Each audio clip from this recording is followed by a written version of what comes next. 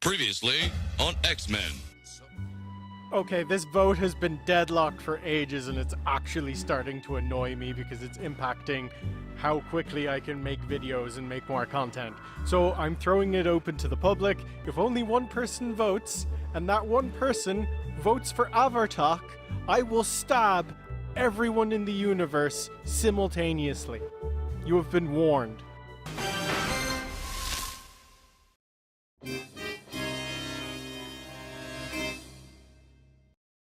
You little shits think you're so fucking clever, don't you? I'm just kidding. Thank you all so much for your support. I love you all. Thank you.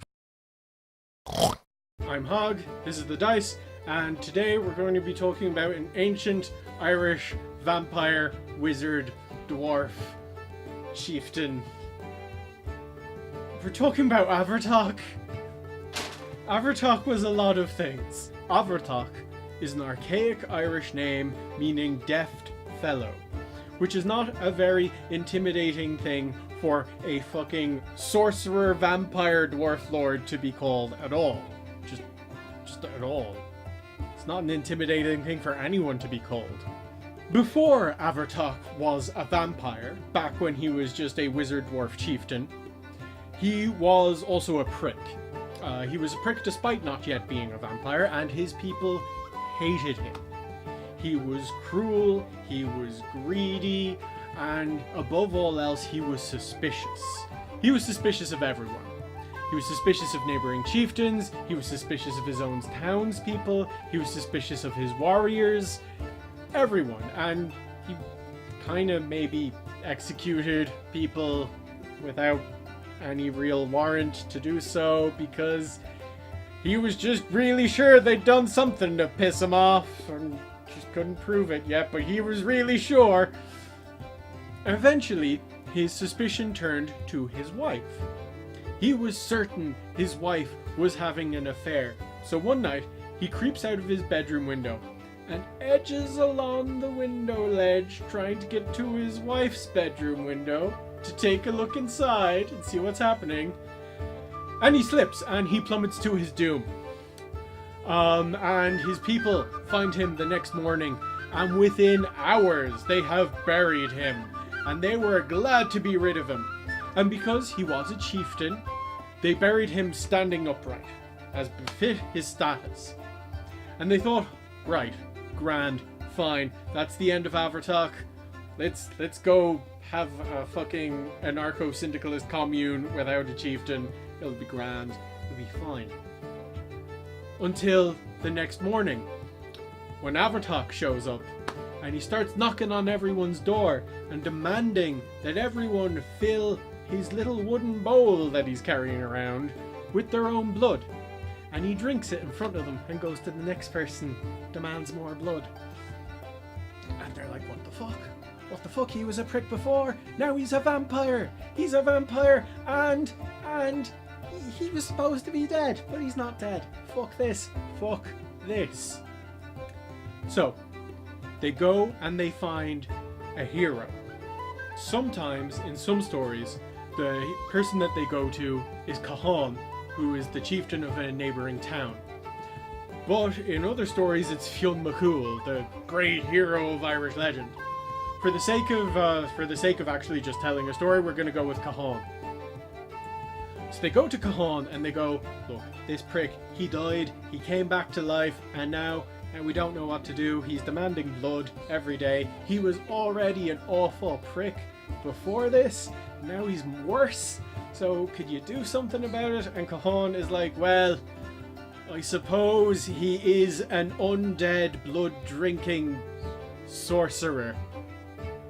I should probably do something about that. So Cahan comes along and he sneaks up behind Abhartach and he kills him. And they bury him again. And then everything seems grand until the next morning when Abhartach is knocking on everybody's doors with his wooden bowl, demanding it be filled with blood again. And they come back to Cahan and like, what the fuck? Like, what the fuck, Cahan? He was supposed to be dead. What? You buried him. We watched you bury him. Do the job properly now, please. And Cahan's like, fine, fine, I'll fucking do it. I'll do it again. And he comes along and he kills Abhartach again, and they bury him. And then the next morning, Abhartach is back, demanding more blood. At this point, Cahan just kind of wanders off, swearing under his breath, fucking dwarf, wizard, vampire yoke. What the fuck is he doing? How is he keep coming back from the dead? And some wise man, depending on who's telling the story, this will either be a druid or a Christian saint, overhears Cahan and his rumblings and grumblings, and says to him, no, look, through Abhartach's magic, he has become one of the undead, the Marav Bio, the living dead. So what you need to do to put him in a state of suspended animation forever is, first of all, you need to slay him with a sword made of wood taken from the yew tree. Then you need to bury him upside down, head first in the soil. Then scatter the grave with thorn and ash. And then finally put a giant fucking rock on top of it. Because if you don't, he will just get back up someday and come back. So Cahan takes this advice from the wise man on board, and he goes and he gets himself a sword made of the wood from a yew tree, and he uses it to kill Abhartach to death. He buries Abhartach upside down as he was told. He scatters thorn and ash over the grave as he was told, and he places a giant rock on top of the gravesite, just as he was told. That rock is still there today. It's in a field with a big tree looming over it that is said to have grown from the thorns that were scattered. In a field just outside a town called Slaughterberry.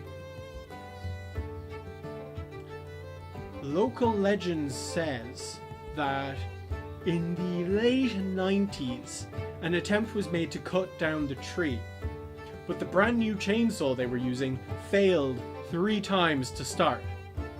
And when they tried to move the rock, the chains that they were using to haul it snapped and severed the hand of one of the workers, dripping blood all over Abhartach's grave. Which to me sounds like a great cue for a horror movie. Some scholars and academics have suggested that the lesser known vampire legend of Abhartach was the true inspiration behind the most well-known vampire, Dracula. Bram Stoker, the author of Dracula, was born and lived much of his life in Clontarf in Dublin City. He probably would have known the story of Abhartach, as he was fascinated by folklore and the occult. There's some plausibility that Abhartach's status as a wizard might have been a greater influence on the amount of magic powers associated with Dracula, rather than them being inspired by Vlad the Impaler. But this isn't a theory that I particularly subscribe to. It's not one I think is very likely. Hey, thanks for watching. Sorry that took so long. Democracy apparently is hard and slow sometimes. Who would have thought it? There's a lot more of you to thank all of a sudden. I'm gonna thank my friend Cheyenne over at the LARP House channel for that, for, you know, letting me guest on her channel, because I think that's what did a lot of it. But I also need to thank Mohrak Morvakawas, I hope I didn't fuck that up, Neil McConvera, and Emantis as my top 3 most high-paying patrons. Well, they're all on the tiers where I say their names, so yeah, you're on the name-saying tiers. I'd like to thank all of my other patrons, some of whom are scrolling past, because now I have enough of them to scroll. Jesus, when did that happen? Yeah, if you'd like to support my work, you can do so on Patreon. But if you don't have money, sharing, liking, subscribing, they're all good. they're good too. Thank you for doing that as well. I really appreciate it. I've got another poll at the moment that you can vote on for the next subject. Let's hope it's not as indecisive as the last one. That is, again, it's gone back to being closed to patrons only, unless it goes belly up again. And remember that your applause is the only way to counteract my daily chant of I don't believe in fairies.